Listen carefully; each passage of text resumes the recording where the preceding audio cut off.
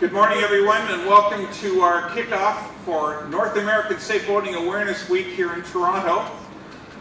My name is Ian Gilson. I'm a past director of the Canadian Safe Boating Council, and I'm also the Deputy Project Manager for the Safe Boating Awareness Week campaign.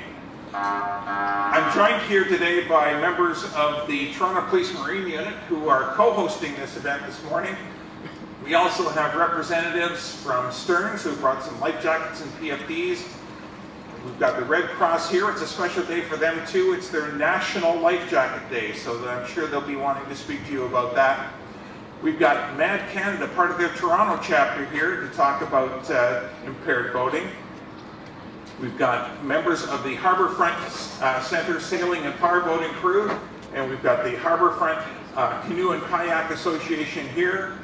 We've got members of the Canadian Coast Guard Auxiliary with two of the rescue boats here, one from Pickering area and one from Oakville, the PARA, the Pickering Area Rescue Association, and also the TOWARF, the Town of Oakville's Water and Air Rescue Force.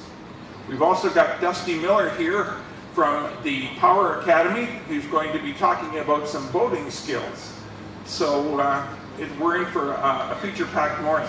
This upcoming May weekend is the unofficial kickoff of summer, and that's why it's such an important time for us and our partners to help get out this safe boating message, to remind boaters of some key behaviors before they head out on the water. Behaviors like making sure that you've got your life jacket on or your PFD. They only work when you wear it. Leave the beer on the pier. Don't drink and boat. Impaired boating causes death. There's just no two ways around it. Take a boating course. The more you know and are comfortable with boating, the more you're going to enjoy it. Make sure that you've prepared personally and also your vessel's prepared before you head out on the water. And certainly at this particular time of year, make sure that you're knowledgeable of the dangers of cold water immersion. The water out there in the lake today is 6 degrees Celsius. It doesn't take long before you lose muscle control in your arms and legs, and unless you're wearing a life jacket, you're going to perish. So it's those key behaviors that we're wanting to make sure that we reinforce. We've got some wonderful interactive displays that are going to be set up today, but before I say anything more about those, I'd like to introduce Constable Rich Baker from the Toronto Police Marine Unit to say a few words. Rich? Thank you, Ian. First of all, I'd like to thank Ian for allowing me to be here today to support what we're doing here with our partners.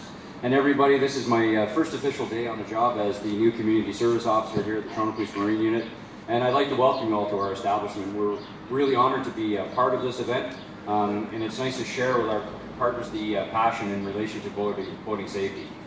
This is something that we're all very, again, passionate about, and we want to make sure that the message gets out there. So thanks to the media for being here today to support us and get the message out to the boaters and the cottagers in Ontario and even across Canada.